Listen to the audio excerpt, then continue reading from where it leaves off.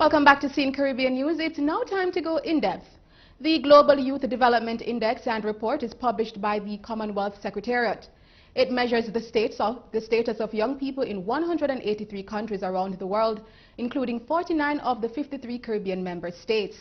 The index is based on the measurement of 5 critical areas: education, health, employment, along with civil and political participation.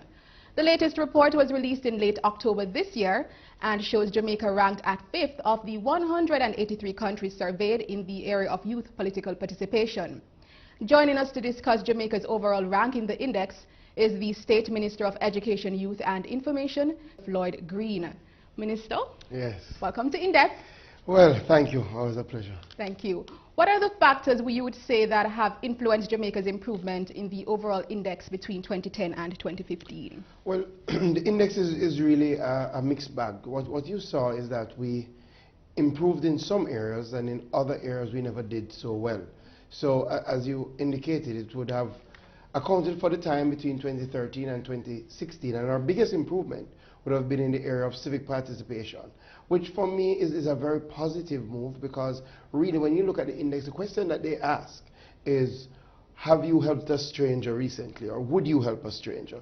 So it says that our young people are willing to go out of their way to help those that they don't know, the less fortunate. And I think it accords with what we have seen, a lot of new youth groups, a lot of new social movements using social media, a lot of new GoFundMes to help social causes. So I think that is a positive.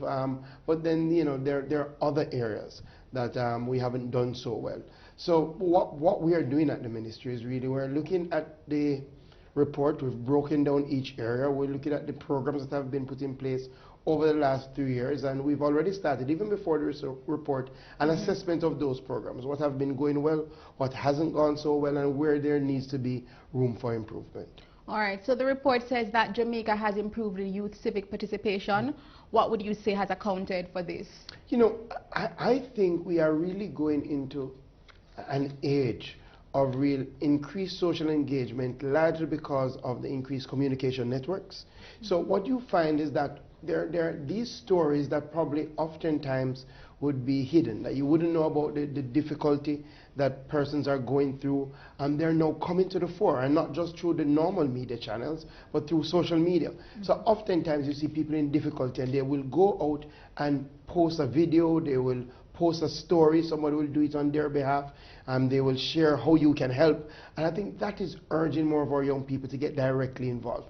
And I think what it shows is that if you communicate with our young people in a very effective manner, if you reach them in their space, then they will respond. And you have seen it throughout schools, as I said, a number of initiatives that's aimed at volunteerism and helping people. I think we at the NYS has done a very good job of keeping that social movement alive, that concept of civic participation. You know, we've had a very strong summer employment program, and as a part of the summer employment program, everybody has to participate in some civic activity. Also, as a part of our graduate work experience program, we have a civic component, and also with our JAMVAT, which is where you're getting tertiary scholarships. So one of the things that we have done as a ministry is tie in civic participation to some of our core programs. Okay, and the country has also been doing well, according to the report, in political participation. What would you say this speaks to the country's democratic process? Well, again, that we've been doing well, but we're still a bit static. So while in civic participation we're at 5 in the world, which is great, at political participation we're at number 53. So what we're trying to do, I think we have seen that on one hand, people are participating more in politics through, again, the challenges of more discussion about it, more groups that are directly related to advocacy on issues. We're still not seeing as much in relation to people getting directly involved in political activity. And that is where we're definitely trying to bridge that gap. And we know there have been some problems. One of the things that we have said as a new administration, we've said we must provide more avenues for our young people to influence decision making. And I think that will really help us move up significantly in these rankings. But also, more importantly, will help us as a government and as a people really have policies and programs that speak directly to our young people. So you know, next month is Youth Month, and we'll be launching our Youth Advisory Council. And that Youth Advisory Council is, for the first time in our history, we're going to have 16 youth advisors that will directly speak to government ministers, permanent secretaries on issues of policy and programs, and will give direct input on how they think these plans, ideas will affect the youth cohort and will guide our direction in that. Plus, the Youth Parliament, which has not sat since 2009, we're bringing it back this year. So it'll be back on stream come the 14th of November, and that will give our youth parliamentarians, some of who will be the Prime Minister, the opposition leader, minister, for that sitting, they will go in and deal with 3 policy issues. I think they're going to be dealing with crime, climate change, and something else. But they will give their presentations in the House of Parliament as to how they believe the country should be treating with these issues. And I think that will help us in the area of political participation. Okay, wonderful. You mentioned in terms of the young people getting involved in policy, and actually this Holness administration has a number of young faces, yours included. Would you say this is a matter of policy, or is it purely chance?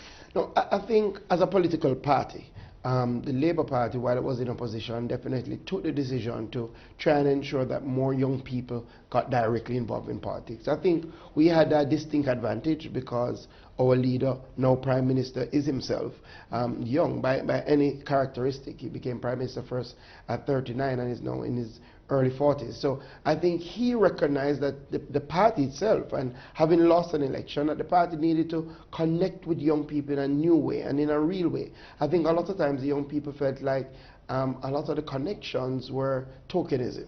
Yes. You know, and they wanted to see more young people on the front line. But I think the other thing that helped the Labour Party is that for a long time, Generation 2000, which is the young professional arm of the party, has really been bringing in people who probably would not look at politics initially, who probably were not interested in direct political on-the-ground activity, and have been bringing them to service. And you know, their motto is more than just politics. And through service, they've found that politics is really about change, helping people, and they've moved a step further. So what you saw happening is that a number of us, like myself, who was president of G2K, Xavier Main, who was vice president of G2K, Alando Terry Long, who was legal affairs of G2K, a lot of us decided that, listen, if we really want to change the direction of our country, if we're serious about changing the direction of politics in general, then more of us who mean well, who are probably in the prime of our lives, should get directly involved in politics and lead the change through our actions. Okay, Minister. The report also maps out the country's progress in terms of the areas of youth education, health and employment. How do you say the Holness administration is moving to create more employment opportunities for our youth? Yeah, and I think if you look at the report, definitely the area that we need the most work in is the issue of employment and the large unemployment rate. And I think over the last 3 years, the 2013 to 2016, we haven't done so well. So our ranking now is 102, I think, out of 183 countries, which is really, really low. One of the things that we are putting together is a national apprenticeship scheme. What we have found is that a lot of our young people do not have the necessary work experience in a lot of the areas that require work experience for them to get the employment. Part of what we're doing at the Ministry of Education is ensure that we're pairing our labor market with our training. So for example, in a practical sense, the BPO industry has been really expanding at a rapid pace. We have to ensure that we have enough trained young people that can be employed in that area. Oftentimes we find our young people are getting training, but not in the areas that we have the opportunities for employment. So we have to do that alignment, and it will mean some retraining of some of the young people who've already been trained, because ultimately we have to find ways to put them to work. And then because we see, especially when you pass the secondary level and go into tertiary level, the issue of financing that progress along the educational path, that is where apprenticeship is necessary. So you can work, learn, earn, and still contribute to society. So I find that national apprenticeship scheme will go a far way. Also, we have recognized that in our educational system we're losing a number of our young people who leave the secondary school without a skill, yes, and without sufficient subjects to move forward, to be employable. So we have reintroduced the CAP program. We've expanded its scope. We're saying if you have not done so well in high school, we're giving you 2 additional years.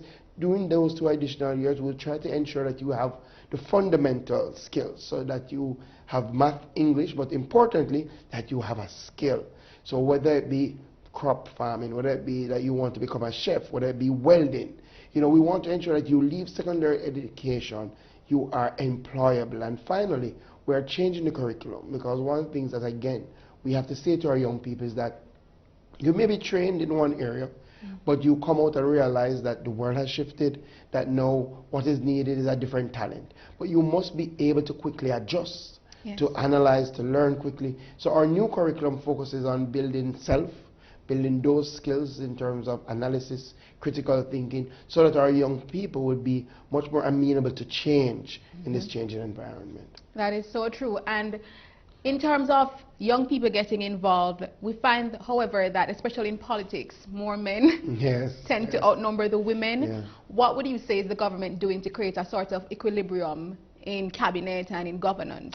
You know, one of the things that we have seen, and I saw it, getting involved in representational politics, is that, I said it in Parliament last week, 70% of my workers are in fact women. Women make up the base of both political parties. But again, a number of them are not making the transition, or some of them don't want to make the transition to move from just working in the field to, you know, a position of being the representative. I think we've done a fair job of encouraging more of our women, especially our young women, to get involved in politics. We have a number of them running will be running in the local government elections. I think that will make a clear difference. One thing that we have to do is more of changing the culture. So more of going out, encouraging our young women to get involved, encouraging our young women. I think a lot of them know that they are equally as skilled and they can do oftentimes a better job. But again, they see politics as a hard field, they see it as a corrupt field, they see it as not worth their time, quite frankly, and they find other avenues to help. What you do find is in the NGO movement, it is largely populated at every level by women, but in the political movement, because of the perceptions of politics, they don't make the transition. I think what we have to do as a political party, as a government, is change that perception. So make politics much more amenable to everybody. Okay. Final question, Minister. You mentioned it, November is Youth Month.